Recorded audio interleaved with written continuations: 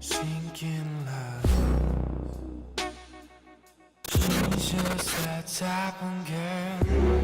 Bonjour tout le monde, j'espère que vous allez bien pour rapport à aujourd'hui, ça va franchement super. Et aujourd'hui je vous retrouve pour une nouvelle vidéo, qui va porter sur le stock ou le flux tendu. Vous êtes encore une fois nombreux par rapport à la vidéo précédente notamment à me poser des questions à ce sujet là, parce que c'est des questions qui sont normales et légitimes à ce niveau là. C'est des choses sur lesquelles on n'a pas beaucoup d'informations et aujourd'hui je vais essayer de vous expliquer rapidement les avantages et désavantages du flux tendu et de même pour le stock. Donc déjà, qu'est-ce que c'est chacun de leur côté? On va essayer de voir tout ça dans cette vidéo, mais avant tout, je vous invite à poser vos questions dans l'espace commentaire si vous en avez. N'hésitez pas également à me contacter sur mon Instagram, @kilian.te sur Instagram, du coup comme ça on pourra échanger plus facilement. J'essaye d'échanger assez souvent avec vous et ceux avec qui j'ai déjà pu parler peuvent certainement vous le confirmer. J'essaie de répondre dans les plus brefs délais malgré que je fasse de mon mieux.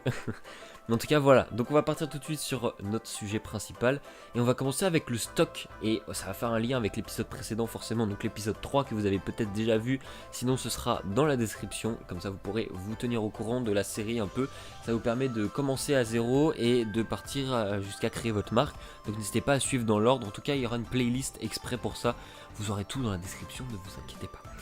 Et une dernière petite chose, si vous souhaitez découvrir les produits qu'on a sortis sur la marque, notamment ceux-ci, etc., vous avez tout dans la description, vous avez le lien de notre boutique, donc n'hésitez pas à aller faire un petit tour, ça nous fera grandement plaisir. Alors le stock, qu'est-ce que c'est? Le stock, je pense que en toute logique vous voyez ce que c'est par exemple, vous vendez des oreillers, et bien vous allez en avoir plusieurs chez vous en stock, et comme ça, quand par exemple Jean-Denis vous fait une commande, et ben vous l'avez directement chez vous, pas besoin d'attendre que vous soyez livré ou n'importe quelle autre manière que je vais vous expliquer ensuite pour pouvoir envoyer le produit, et ça peut être utile pour plusieurs raisons. La première, c'est à l'achat, de votre côté ça peut vous coûter moins cher dans le sens où, comme je l'ai expliqué dans l'épisode précédent, vous avez des prix dégressifs en fonction des quantités de produits que vous commandez. Donc là c'est intéressant quand vous êtes entre guillemets sûr de vendre en fait, parce que si vous commandez 50 coussins par exemple et que vous n'en vendez que 2, et bien même si les prix étaient dégressifs, vous avez payé moins cher l'unité, et ben vous l'avez un peu dans le baba parce que ça vous a coûté cher tout de même pour peu de ventes. Donc c'est un processus qui est utile dans le sens où vous avez un temps moindre en termes d'envoi de produits, car là vous gérez tout directement et ça va bien plus vite, vous avez déjà tout sur place et ça vous coûte moins cher à l'achat. Par contre, il faut, donc ça c'est l'inconvénient majeur de cet élément là, c'est qu'il faut être sûr de vendre derrière. C'est que si vous n'êtes pas sûr d'avoir les commandes, d'avoir l'engouement derrière suffisant et que tout ça reste stocké chez vous, et bien ça risque d'être compliqué quand même niveau financier. Et de deux, c'est qu'il faut en fonction du style de produit que vous avez, ça va dans le cadre d'une marque de vêtements où là vous pouvez stocker les t-shirts les uns sur les autres, ça prend pas beaucoup de place, mais dans le cadre je sais pas d'une vente d'éléphants par exemple, même si c'est pas quelque chose de super éthique, au moins ça va vous permettre de voir la chose de manière concrète. Et ben à un moment vous allez vite manquer de place, c'est à dire qu'à part acheter des hangars ou des milliers de hangars ou des zoos ou des trucs comme ça où vous allez pouvoir stocker vos éléphants, c'est comme pour tout, au bout d'un moment à stocker ça prend de la place et ça peut également s'abîmer en fonction du produit que vous vendez. Donc voilà, là-dessus pour moi c'est les points positifs, points négatifs du stock, donc c'est quand même une manière très intéressante, mais encore une fois à partir du moment où vous êtes sûr de vendre.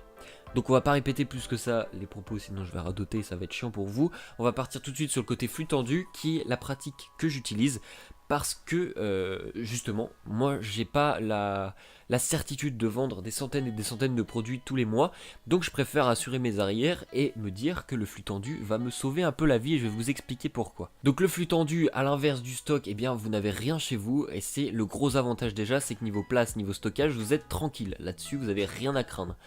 À côté de ça, la chose qui est un peu inconvénient du coup, c'est par rapport au prix. En fait, vous prenez les avantages de l'un et vous les inversez pour l'autre, et inversement pour les désavantages.